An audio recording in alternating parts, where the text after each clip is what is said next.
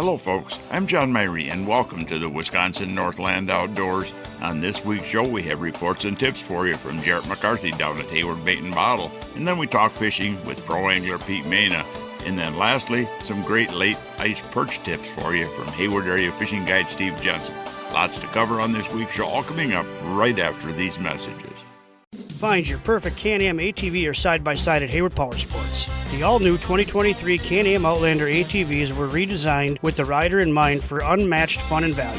Hit the woods or trails with models starting at $5,999. Plus, for a limited time, take advantage of a $500 rebate or 2.99% financing on select models. Looking for a side-by-side? The Can-Am Defender is the perfect utility side-by-side that's extra tough on the worksite, the ranch, or wherever you need to get the job done. Feel the adrenaline surge in the high-performance Can-Am Maverick, or get the best of work and play with the ultimate crossover, the Can-Am Commander. Claim the side-by-sides that fit your needs today and enjoy financing as low as 1.99% for 36 months on select models. Make every hunt a success, every trail ride an excitement-filled adventure, and make light work of your heavy-duty jobs. All with a brand-new Can-Am off-road vehicle from Hayward Power Sports, just 10 minutes east of Hayward on Highway 77. Offer subject to credit approval. See dealer for details. Riding along in my automobile. Bumping into things unexpectedly? Make your first choice for collision repair. Ernie's Auto Body, featuring the most advanced collision repair facility in Northwest Wisconsin. With a state-of-the-art spray, bake down, draft paint booth for that better-than-new finish, laser technology for precision frame alignment, loaner cars available, computerized estimates, written guarantees, and documented unmatched customer service, the clear choice is Ernie's Auto Body, south of Hayward on Highway 63 and Nursery Road, where quality is no accident. Lynn's Custom Meats and Catering welcomes you to stop by for their great lunch menu. And while you're there, Lynn's also has a great selection of custom-cut meats and sausages, as well as many varieties of snack sticks, jerky, fresh cheese curds, and much more. Lynn's is open Mondays through Fridays from 9 to 5:30 and 9 to 4 on Saturdays. Lynn's Custom Meats and Catering in Hayward. Today, anglers fish longer. Today, anglers fish harder. Today, anglers rely more than ever on their electronics. It all comes down to catching more fish, and today, anglers rely on Amped Outdoors lithium batteries, period. Visit ampedoutdoors.com today to power your outdoor experience. We're recording this week down Hayward Bait and Bottle. I got Jarrett McCarthy in here. And Jarrett, the ice is still there. It's not gone away, but I don't know if it's gotten thinner in some areas or not. What are you hearing? So we're hearing a little bit of everything. We're hearing thinner in some places, no change in other places. I think what's really helping us right now is, last week or so, we've had those temps getting down to the low 20s, high teens at night, which is, stiffening everything back up. And luckily, some of those higher temps that, forecast was thinking that we were going to get, we didn't quite get as high as I thought we were going to get. So, during the time we got a couple of days that were into the, lower 40s or what have you, but it was only for a couple hours. So, haven't lost a lot. A lot of guys are still getting out. There are some lakes around here that you're still able to access with a wheeler or a snowmobile or what, if we got snow out there, which there ain't much of up here right now. But guys are getting out there fishing right now. Just depends on what lake you're on. Well, I'm getting reports, as little as 4 or 5 inches up to 9, 10, maybe 11 inches. You hearing more than that at all? No, not more than that. I mean, the highest that we've heard was about 10 or 11 inches. Well, one of my friends was out on a lake and he had 8.5 inches of ice, and I says, he grew up here. I said, when did you ever see 8.5 inches of ice out here 1st February? He said, never. Yeah, we've had a couple of really goofy winters. We see some cold weather on the horizon, which will maybe add a little bit of ice. I see some single digits over the next week or so. But before we can get to that, we got some rain. So, yeah, we're kind of all over the place this winter. It's going to go away fast, I think, this year when it goes, because there's not much out there to melt. Which is good and it's bad, for the guys that were chomping at the bit to get out and do some ice fishing and that, and for guys that are looking forward to the ice out bite where all the crappies and gills really come in, they go strong. It stinks, but for everybody else that's waiting to get out onto a boat, it'll be nice to have kind of an early spring this year and see some guys getting out earlier than the first week of May.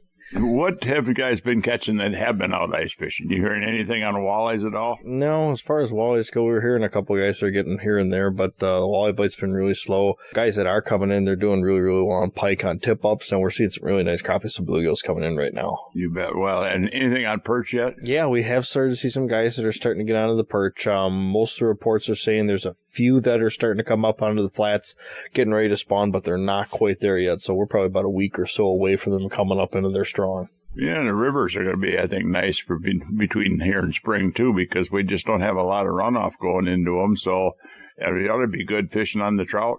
Not a lot of runoff. And, unlike last year, because we don't have a lot of snow, it's going to be easier to get into those rivers instead of trying to walk through a foot or two of snow just to get to the edge of it right there. So, yeah, obviously we're banking on a really good trout season early on. And, as far as down here at the shop, I know you guys got a lot of stuff on here for ice fishing yet, and you're geared up the open water. There's a lot of interesting things this year come out. Absolutely. There's a lot of interesting things down here.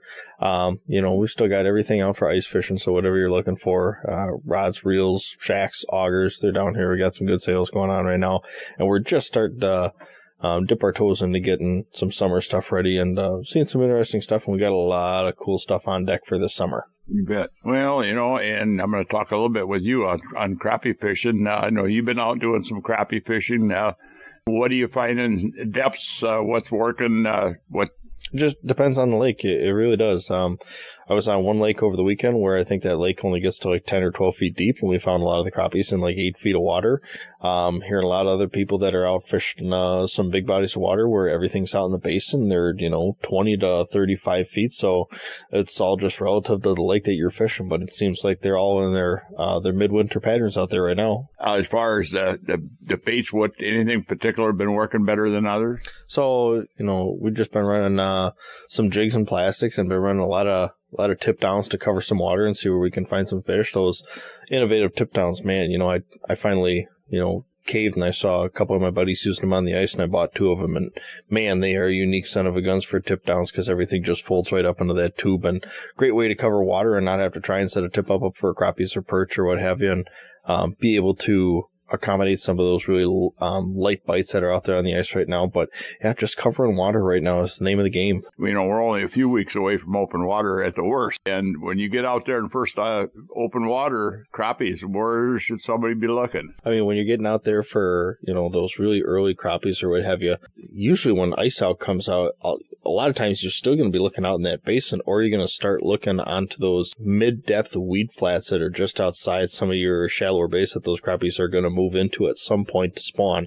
Obviously, from ice out to spawn, that's quite a jump in temperature or what have you, but if you can find any old weed growth in, anywhere from 8 to 15 feet of water where those fish are going to be able to roam and kind of hide during the day, that's a great place to start looking. You kind of can watch, too, if you find an area where you get nice exposure to the sun and maybe shallows will warm up with some weeds. Those fish, they'll be just outside of that, maybe early in the morning, and you can actually see them come up on your depth finder, and then they'll move horizontally all the time. Absolutely. Just keeping on the move. That's the name of the game, because, early on and, throughout the season, fish are constantly on the move. So if you're just anchored to one spot, you're not doing yourself any favors. Well, Jarrett, a lot of great information there, and anybody wants whatever they got, you got product in here, you got questions, if they want information on particular lakes here. I know you can't give away your secret spots, but you can help direct people in the right direction. We'll point you in the right direction for sure. Yeah, we're here if you need us. Thanks, Jarrett. Thanks, John. Well, folks, we need to take a break right now and hear from some of the fine sponsors that make this show possible every week. When we come back, we'll be talking fishing with pro angler Pete Maina. So stay tuned. We'll be back right after these messages.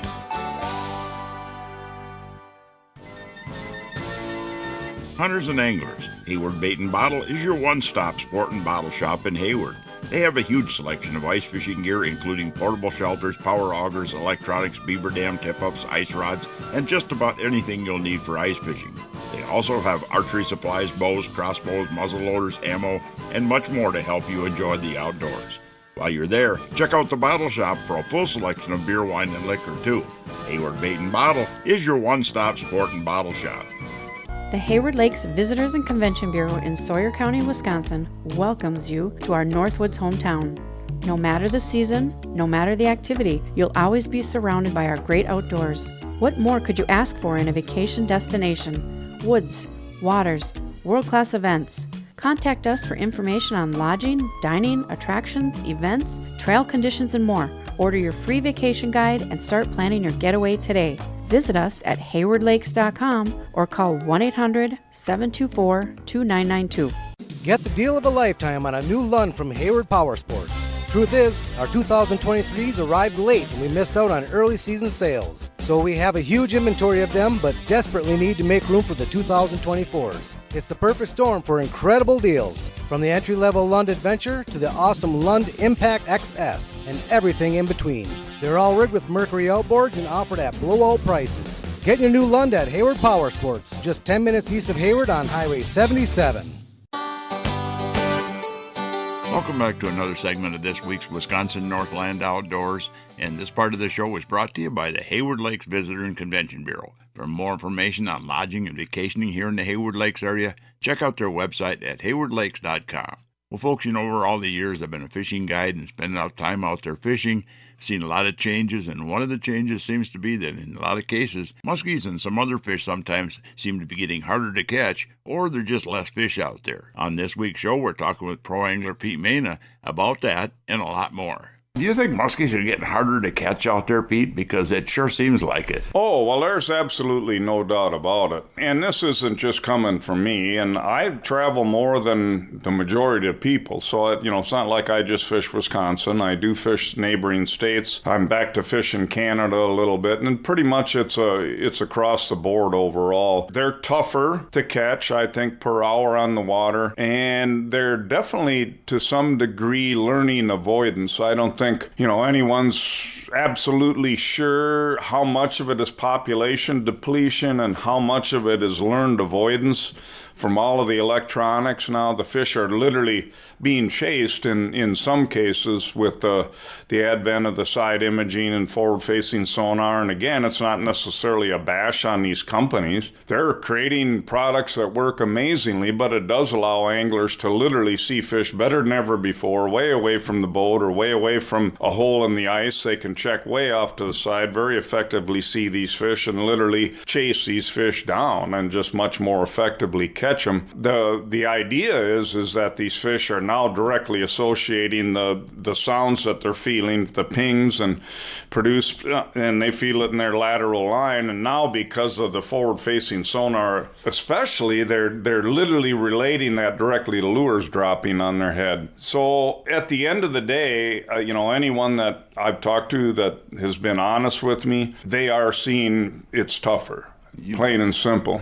Well, there's a lot of people out there, and a good number of people, I see it on Facebook all the time, that are complaining the DNR doesn't stock enough fish, and yet on the other hand, I know lakes, and you do too, where the DNR feels there's a good population of fish in, but people are complaining they're not catching any fish. And, I mentioned this on the phone to you too, is I've been digging in, years ago, Al Linder made a comment to me, I think might have been on the radio show, that he thought maybe we were catching all the catchable fish out there. And when I was talking to biologists here probably a couple of months ago, we got into a little bit. I want to get into it a little bit more maybe with him this winter. But, there's been some studies actually done out there where you've got fish that are more aggressive and fish that are more passive, just like people. And, are we maybe catching all of those fish out? Because even with muskies, catch and release makes a difference, but there's a mortality factor there. And if all the fish that we're catching, the majority of the fish we've been catching over these years are the more aggressive, faster growing fish, they're more apt to bite or attack a lure.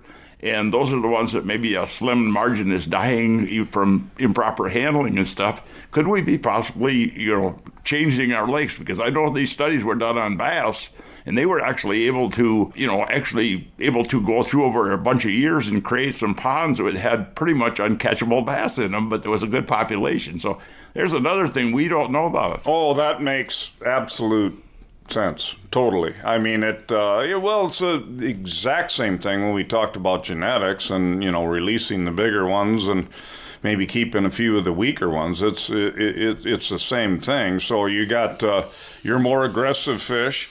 They're the ones that are more apt to, swallow a hook, more apt to bite, all of these different things. And And those are the ones that obviously are, because they do that, are more apt to get harvested. And yeah, maybe we are. Maybe in some cases, population density is very similar to before, but we've bred over the years a bunch of fish that just, they don't want to eat baits. We don't know that, but catch and release with muskies, you'd think, well, we're putting fish back, but I can see it with walleyes or crappies or bass, where some of the fish get harvested, the bigger fish.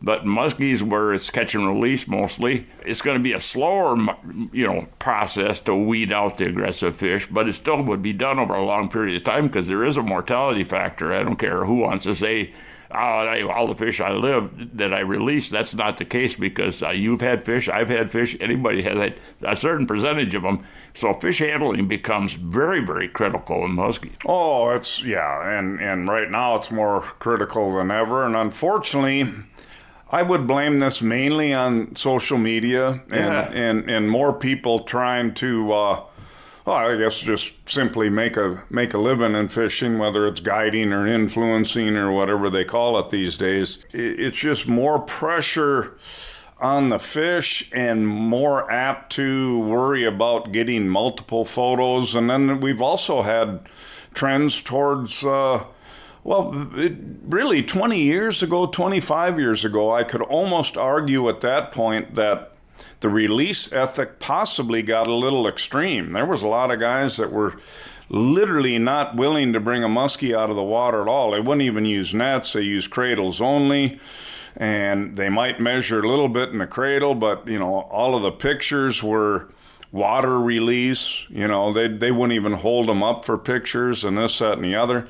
Now it's gone exactly the opposite. Now most people like to be able to say, well, it was exactly this long, and sometimes taking girths as well. Well, all of that is extra handling. That fish's face is out of the water.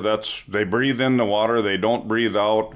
The precise measurements are done in the boat, where they, to whatever percentage of time based on the experience of handling with the people. But these fish are fighting in the boat and actually getting loose in the boat and bouncing around the floor of the boat. And then because of social media, after all of that happens, they still got to get pictures as well, which is more time out of the water. And that literally, without any doubt, has gotten worse. And it's not just muskies, John. You see it with, we all need to pay attention to all of this. You see, probably, I guess it's most common with bass and crappies, but you see a trend now to people trying to literally hold up as many fish with two hands as you possibly can. There'll be like 3 bass a hand or 3 crappies a hand, and you know darn well that when you're trying to get 3 fish in one hand, some of those end up on the floor of the boat in that process. So the whole trend, because of social media, and unfortunately, people go on social media to get likes and interest, and that seems to get the most interest on social media. So on one hand, I can forgive it and understand it, but at the end of the day, it still is what it is. It's overhandling. It's more time out of the water. Then you add the warmer water temperatures that you and I have talked about for years. Anybody that's been out on the water and handled fish, or if you're trying to keep fish alive in your live well, when the water's cold, they stay alive much better. Water gets hot, you got to constantly be pumping water on them, recirculate. You can see that heat is an obvious thing. No one can deny it. So the poor handling skills, we've got, 2.5 months, at least 3 months of hot water period. All of these things are adding to population depletion, whether we want to talk about it or not. So we really do need to start talking about it. It's not just the limits in reducing harvest. The handling has got to be paid attention to as well. And you can remember, I actually still carry one in my boat. That's my measuring device, is a piece of PVC with a sticker on the side with a length. But that's what we had to measure fish. And we didn't have these bump boards. And most of the fish, a lot of them never got in the boat. I mean, they were measured in the net, roughly, well, it's about that long, and It wasn't a big deal back then, but now, like you said, it seems to be, and I don't know if it's a look at me type syndrome thing or what it is, but I think your social media is 100% right on that, because I think a lot of it is we got to catch a bigger fish. It used to be, when you started, and I started guiding, but if you caught a 20-pounder, that was a big fish. You caught a 30-pounder, that was a whopper. There was only a few of them caught. And a 40-pounder, oh man, you were the best guy out there, but and now it's all about 50. It's got to be a 50-incher. It ain't a muskie. Yeah, well, there is really too much focus on that particular mark. I'm not sure why. I'd rather catch a fat 48 and a skinny 51 any day myself. But everybody's different with that. I don't necessarily begrudge people that want to know the length, but it's just you really have to look at the fishery realistically for yourself. I mean, at the end of the day, for selfish reasons, if you want to catch more fish, you better concentrate on getting good at releasing them. And that really is, at the end of the day, the issue. And we need to kind of reverse this handling trend. However, now, it's really hard to do on your own. But with two people, that same bump board, there's nothing wrong with bump boards. It's an accurate way to measure them. But you can do it over the side of the boat, too. It's a little tougher, but the thing is, they're in the water, and if they are getting excited and fighting the hold and this, that, and the other, at least they're not falling down in a boat. They're still in the water. They're able to breathe. You can do it in a cradle. You can do it in a net, So it's just one of those things that people really need to start thinking about is, are these fish that we're releasing, are they surviving? That should be the concentration. A biologist once said on my radio show that, I think it was Max, said it's like an arms race out there almost. The fishermen get better, the equipment gets better, the technology gets better, but the fish get smarter. But the key thing to my question is, are the fish going to get smarter fast enough? Or I think we need to do all we can. And when it comes to size limits, bag limits, fish handling, angler ethics, everything we can to make sure that we can have the best possible fishery out there, especially with fish like muskies where you have a lower population density. Yeah, and I understand it, and to some degree, selfishly, I would agree with it. But we hear too about expanding opportunities all the time. Literally, instead of reducing the seasons, we're like adding to the seasons. It used to be you couldn't fish for bass during spawn and this, that, and the other. And of course, if it's catch and release, that's great. But a certain amount of those fish are still going to die. There's talk about opening the muskie season to spawning time here. And that's just not, I'd like to be able to fish muskies in early May, I guess. But, I'm perfectly happy with the way things are, and they get enough pressure on them. And fish need a break, and I think we realistically, the DNR should really be concentrating more than anything on monitoring the fisheries as far as size, structure, and population overall, and really, react to that, or I should say proactively deal with that rather than be reactive to that, to make sure and reduce things accordingly. And realistically as well, if we're going to grow the sport with the combination of technology and more people, I think we are in a lot of cases going to have to try and stock more fish. And selfishly, to some degree, I think stock fish are going to be more easy to catch than the natural reproduced fish. Ideally, you'd want everything natural reproduction. You wouldn't have to stock anything, but that's back to your theory of, talking about are we literally producing fish that don't want to bite?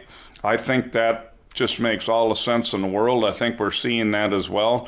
To some degree, it's not a bad idea to stock fish if we can, just for people to have fun. That's what we're doing. And if we're growing the sport, you stock some fish, they are going to be a little bit easier to catch as well. So you just got to be realistic about how many more people are doing it and how good this technology is. That, at the end of the day, that's really what it's all about. I don't really want to reduce the population of anglers. No. So And I don't want to reduce the population of catchable fish either, so we Right. need to kind of look at it from all angles. Boy, a lot of great information there, Pete, and I think we covered some stuff that really need to be addressed out there, and I hope people get a chance to hear it. Yeah, no, I enjoyed it, John. Thanks. Well, folks, we need to take yet another break and hear from even more of the fine sponsors that make this show possible every week. When we come back, we'll be talking ice fishing for perch with Hayward Area Fishing Guide Steve Genson. So stay tuned. We'll be back right after these messages.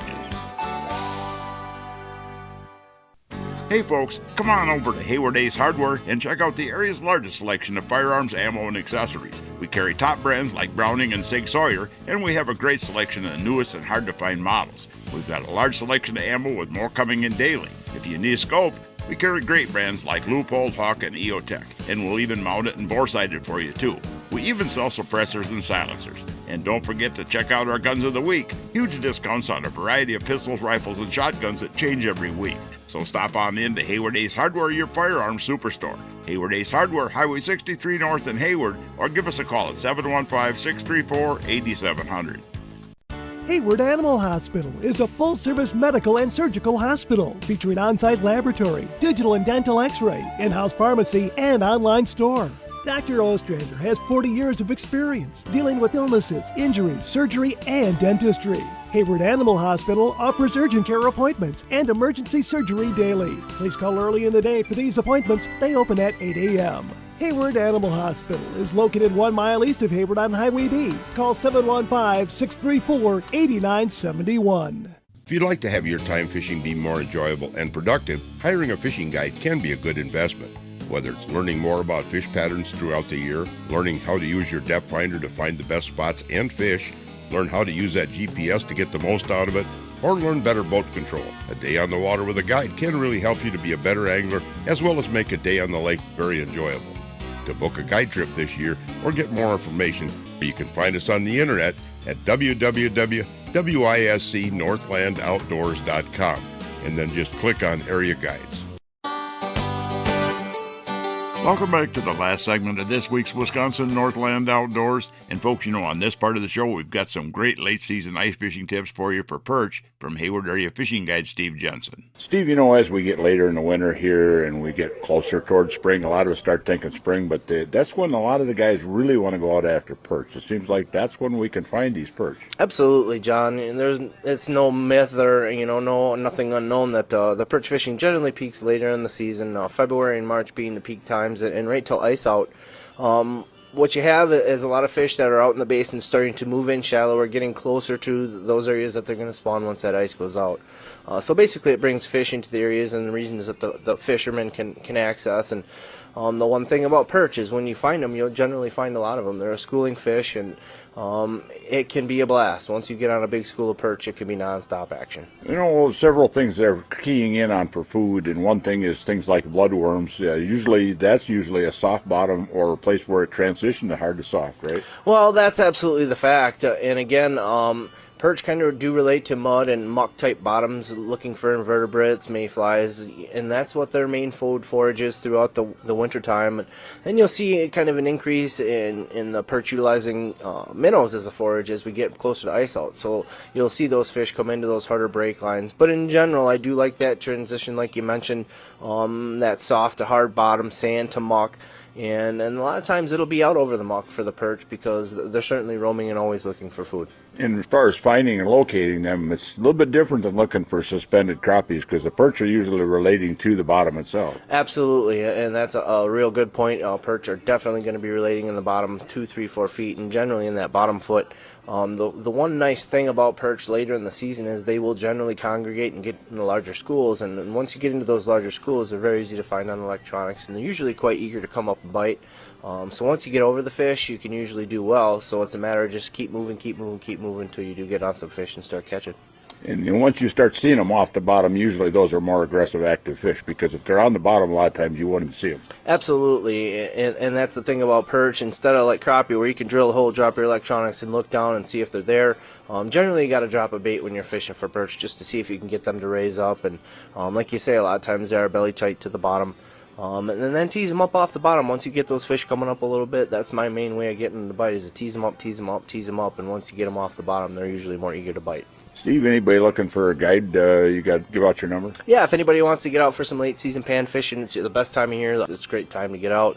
My cell phone is 715-558-3709. You can get a hold of me at fishhunts.com on the web. Well, folks, we're about out of time for this week's show. I'd like to remind everyone out there that if you miss a show, go to our website at wnoradio.com. From there, you can link to our podcast site, and the show is also on Spotify and Google Podcasts every week. And also, if you're looking for information on vacationing and lodging here in the Hayward Lakes area, check out the Hayward Lakes Visitor and Convention Bureau website at haywardlakes.com. Thanks for listening, folks. We're out of time, and we'll be back again next week with another interesting show for you. Listen with me, I'm gonna take you there to our Wisconsin outdoors, our Wisconsin outdoors. This program has been produced and hosted entirely by Wisconsin Northland Outdoor Communications. Any and all views expressed are not necessarily those of the station.